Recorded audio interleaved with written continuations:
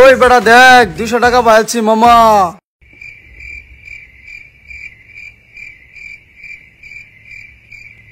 ওই বেড়া আমিও তো 1000 পাইছি।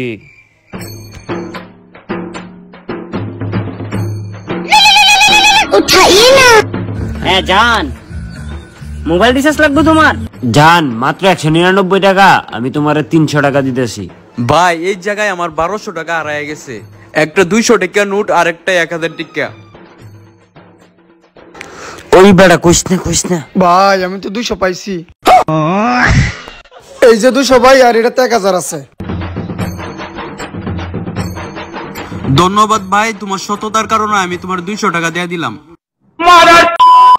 বোকাচোদা খানকির ছেলে, গুদমারানি পোদমারানি রেন্ডির ছেলে, বিচির বাল গুদের ছাল।